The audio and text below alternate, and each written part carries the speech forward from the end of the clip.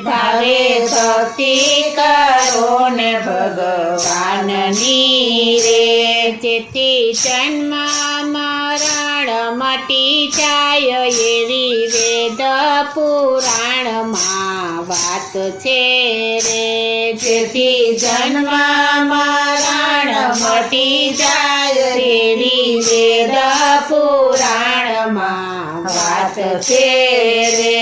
જેણે ગાયા ગોવિંદના ગુણ પ્રેમથી રે